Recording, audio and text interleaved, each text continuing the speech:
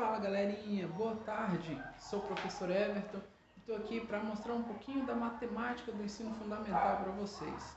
Hoje nós vamos trabalhar o início da resolução de uma função de segundo grau. Hoje nós vamos aprender sobre a concavidade da parábola, que é a abertura que aquela parábola tem. Às vezes ela está virada para cima, às vezes ela está virada para baixo. E o porquê que isso acontece? Vamos ver também onde a nossa parábola corta o eixo Y e onde a nossa parábola corta o eixo X, que é chamado de intersecção em Y e zero da função.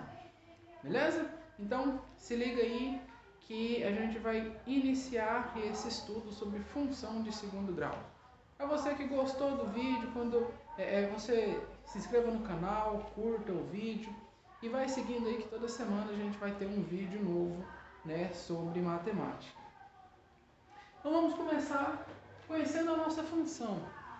A nossa função, então, y é igual a x ao quadrado menos 5x mais 6. Primeira coisa que a gente vai descobrir, então, com essa parábola é qual que é a concavidade dessa parábola. Se ela é voltada para cima ou se ela é voltada para baixo. Lembrando que concavidade é a abertura que a parábola tem, certo? Então, às vezes ela está virada para cima, às vezes ela está virada para baixo. E como que isso acontece? Como que eu verifico isso dentro da nossa função? Muito simples e realmente é só verificação mesmo. Não tem conta nenhuma, não tem cálculo nenhum.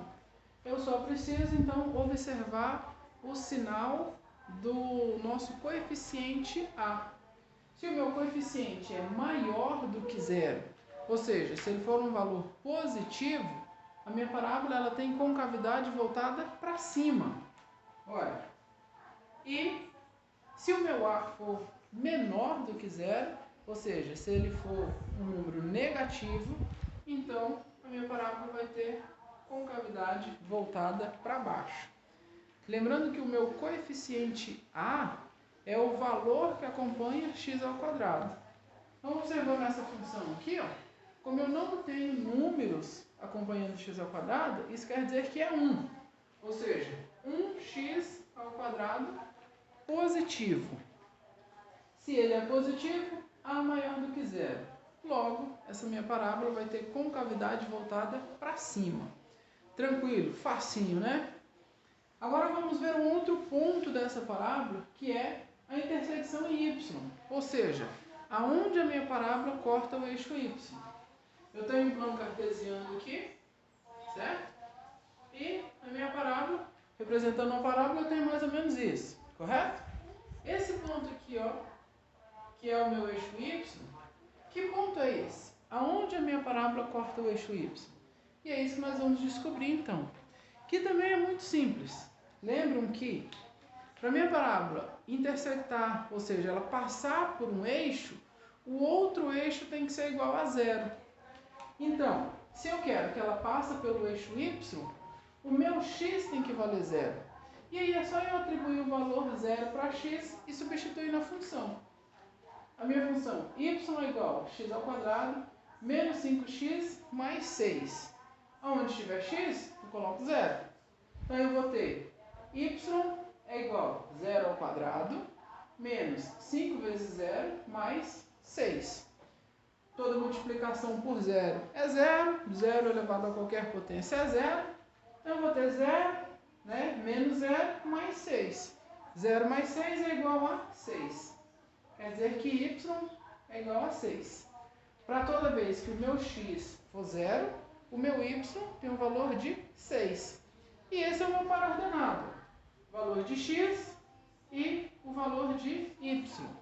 Lembrando que no meu par ordenado, o primeiro termo sempre é o valor de x e o segundo termo sempre é o valor de y.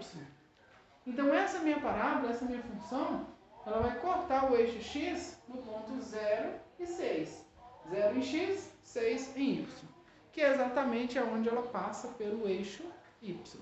Beleza? E o nosso último ponto dessa semana, então é o zero da função. O que é o zero da função? É quando a minha parábola corta o eixo x, certo? Então, no exato momento que ela corta o eixo x. E lembrando que ela pode cortar em um ou em dois lugares. Isso vai depender então do desenvolvimento do cálculo, que também é muito tranquilo. Vamos pensar aqui, vamos raciocinar. Para ela cortar o eixo Y, o meu x tem que valer 0. Então quer dizer que para ela cortar o meu eixo x, o meu y tem que valer 0. Então vamos lá, perceba que é inverso um do outro. Então aqui, ó, o zero da função, eu vou atribuir valor 0 para y. O y sendo 0, é só eu substituir na função e resolver. Se eu tenho uma função y que é igual a x ao quadrado menos 5x mais 6. No lugar do y eu coloco 0. E olha o que eu tenho. Familiar pra gente, né? Então aqui eu tenho uma conta que eu vou resolver com Bhaskara, né? A formulazinha do delta, depois a fórmula do x, para a gente poder descobrir então os valores de x. Então, ó, um minutinho para vocês copiar isso daí, para vocês anotar, e a gente já volta com a resolução de Bhaskara. Então, galera, já deu tempo de copiar, já deu tempo de fazer as anotações de vocês. Então, vamos lá. Já havíamos parado aqui, né? Tem a minha função já substituindo o 0 no lugar do y. Eu vou ter, então, aqui uma equação de segundo grau. Para mim estar resolvendo ela, eu preciso aplicar Bhaskara. Para facilitar a nossa visualização do que a gente está fazendo, vamos, então, identificar os valores dos nossos coeficientes. Lembrando que coeficiente A é o valor que acompanha x ao quadrado. Coeficiente B é o valor que acompanha x. E coeficiente C é o termo que está sozinho, né? A gente vai chamar de termo independente de variável. No nosso caso aqui, A igual a 1, B igual a menos 5, C igual a 6. Pego todos esses valores e substituo, então, dentro das nossas fórmulas. Nossa fórmula de Bhaskara, então ela vai começar ali com a fórmula do delta, que é delta é igual a b ao quadrado menos 4 vezes a vezes c. Pego os meus valores, substituo ali. Lembrem de sempre considerar os sinais negativos. Se o número é negativo, preciso colocar esse sinal ali.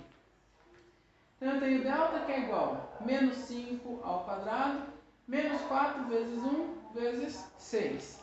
Regrinha básica aqui da nossa potência, todo número negativo elevado a expoente par, ele fica positivo.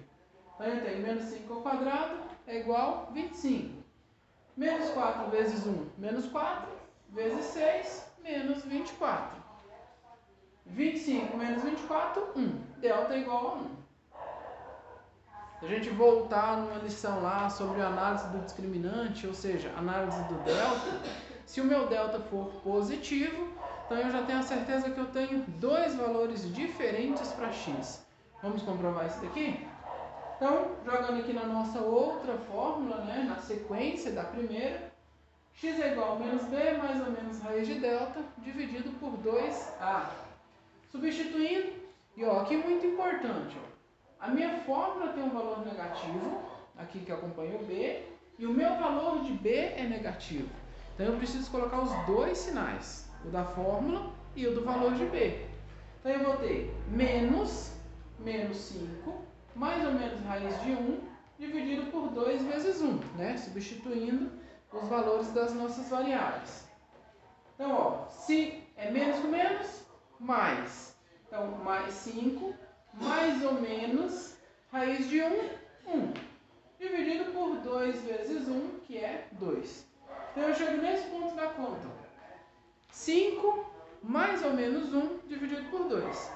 Aí, agora eu preciso, para mim descobrir o valor de x, nesse nosso caso, os valores de x, então eu vou precisar fazer um cálculo para adição e um cálculo para subtração.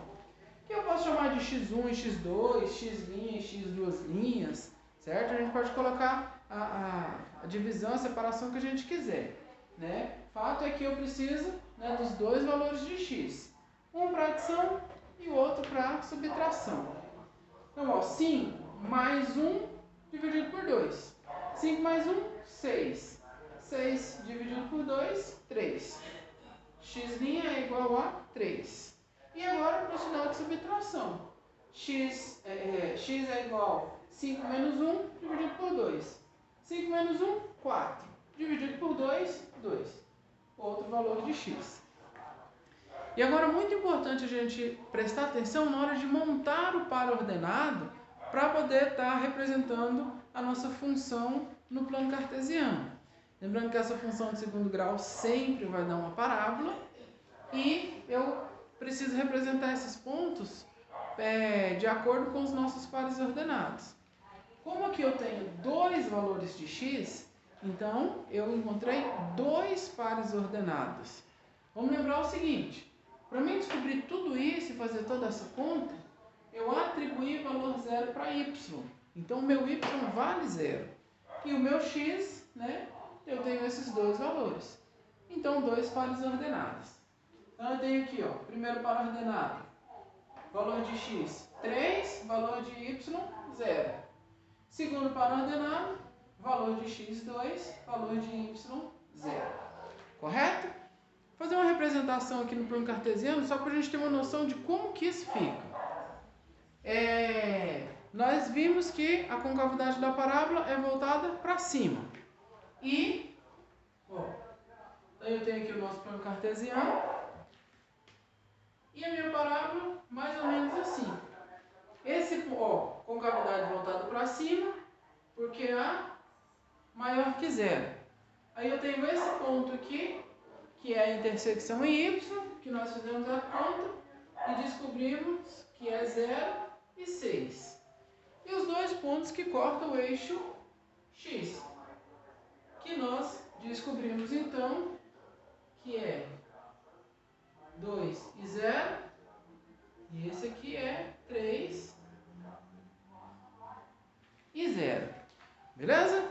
Galera, então, né, o vídeo de hoje é isso daí. Espero que vocês tenham aprendido, né? Semana que vem a gente vai voltar com outros vídeos para descobrir vértice dessa parábola, fazer vários exemplos de como esse gráfico vai ficar representado no nosso plano cartesiano. Beleza? Então, não se esqueça de se inscrever no canal e dar um joinha aí se vocês gostaram. Beleza? Aqui é o professor Everton e tchau, obrigado!